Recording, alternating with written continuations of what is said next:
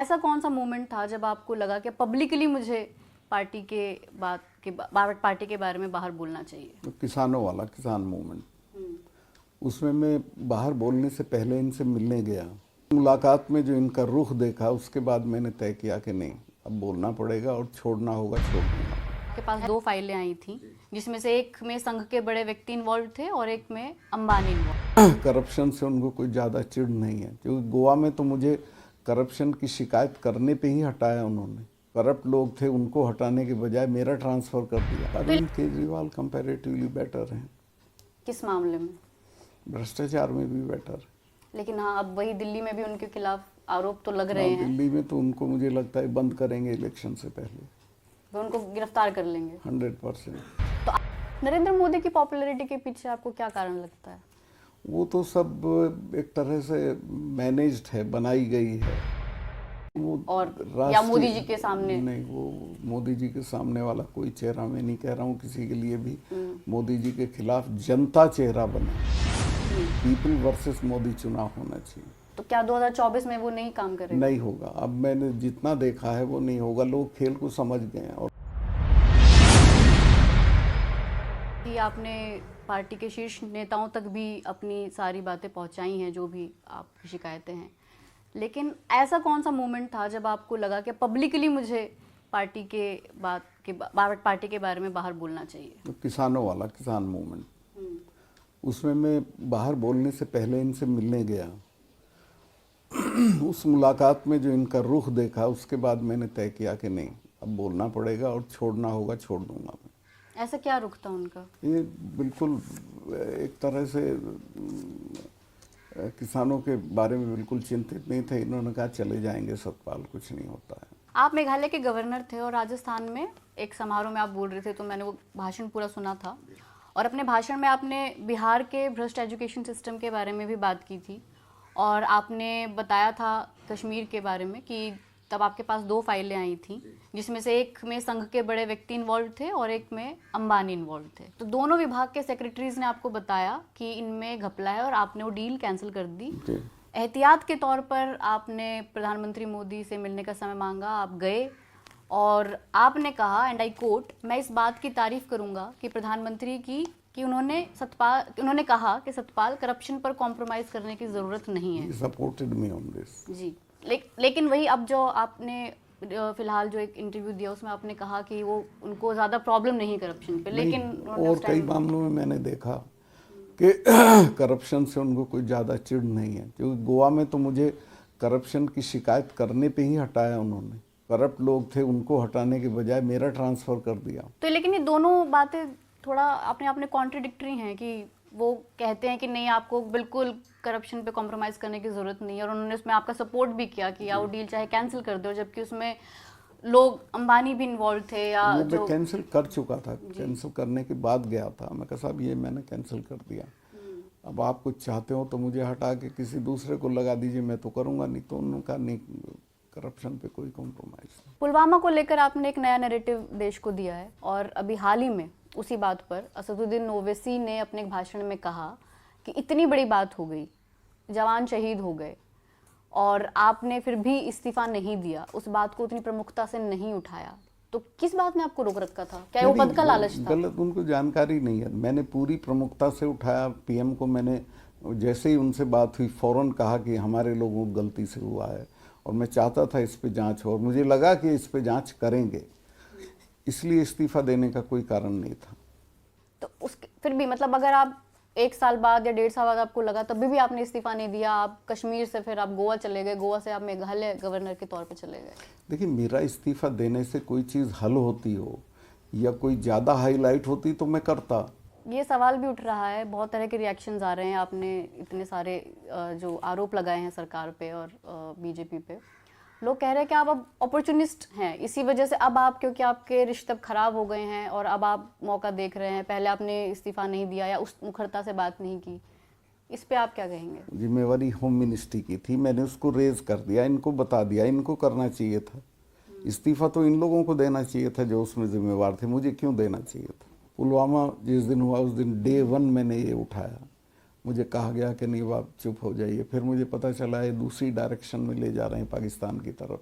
वो एक ख़तरनाक काम था उस वक्त इनका विरोध करना, चूँकि उस वक्त आप देशद्रोही करार दे दिए जाते। इसी तरह किसानों वाले में शुरू दिन से जब इन्होंने मुझे दिखा कि किसानों को इग्नोर कर रहे हैं, वो लोग मर रहे हैं, ये कुछ नहीं बोल रहे हैं, तभी मैंने उठा दिया था। और वही दोबारा एक अखबार में भी ये छपा कि 4 महीने से इस बात पे बात चल रही थी कि वो एयरक्राफ्ट की डिमांड है जी। और आपने भी वो बात अपने इंटरव्यू में भी कही कि आपके कहने के बावजूद भी नहीं मिला। नहीं, मैंने तो नहीं कहा था, ये गलत है जानकारी। मैं इसमें कहीं लूप में ही नहीं था। सीआरपीएफ मुझे कहते तो मैं दिलवा देता उनको, खुद ही अपने यहाँ से दिला देता। मैं इसमें कहीं नहीं था। वो तो सीआरपी ने होम मिनिस्ट्री से मांगे थे, उन्होंने नहीं दिया। और होम मिनिस्टर उस वक्त राजनाथ सिंह थे, तो क्या जिम्मेदारी किसकी मानते हैं आप इसमें? जिम्मेवारी तो मैं इसमें राजनाथ जी की और प्राइम मिनिस्टर की अल्टीमेट मानता हूँ। इतने सारे नेताओं पे सीबीआई और ईडी के केस चल रहे हैं और कई तो जेल में भी हैं, जी। तो क्या आपको डर नहीं लगता कि आपके साथ भी ऐसे कुछ हो सकता है? नहीं, मैं तैयार हूँ सब चीज़ के लिए, वर्स्ट पॉसिबल जो। नहीं, कहे तो वो लोग भी रहे हैं कि उन्होंने कुछ किया नहीं है जिन भी लोगों पे, लेकिन फिर भी वो जेल में है। होंगे तो, मैं जेल तो बहुत बार जा चुका हूँ। तो आपको कॉन्फिडेंस कहाँ से आता है? मेरे पे कॉन्फिडेंस मेरे कन्विक्शन से आता है कि मैं सही तरफ हूँ, मैं सही सवाल पे खड़ा हूँ। इस पे अगर जेल जाना है तो चले जाएंगे। आप चुनाव लड़ना चाहते हैं? बिल्कुल नहीं लड़ूंगा, कोई कहेगा तो भी नहीं लड़ूंगा। क्योंकि लोग ये सब बात कर रहे हैं कि अब आपकी कोई एक तीसरी पारी है जहाँ पे आप बिल्कुल स्टार्ट करना ना चाहते कोई चुनाव लड़ूंगा ना किसी पार्टी में जाऊंगा। तो क्या आप एक विपक्ष के चेहरे के तौर पे अब सामने आ रहे हैं, क्योंकि ऐसा हो रहा है कि आप यूपी में अखिलेश यादव और कांग्रेस का वो कोalition कराना चाहते हैं, दिल्ली में केजरीवाल और कांग्रेस को साथ लेके आना चाहते हैं, तो क्या अब ये एक चुनाव विपक्ष की एकजुट करने की भूमिका में अब आप हैं? मैंने एक सजेशन इन लोगों को दिया अपने तजुर्बे से, चूँकि मैं उसमें था, वीपी सिंह जी के साथ था, कि उस वक्त यूनिटी नहीं हो पा रही थी, तो उन्होंने एक फार्मूला दिया था 1 वर्सेस 1, एक उम्मीदवार के सामने एक उम्मीदवार।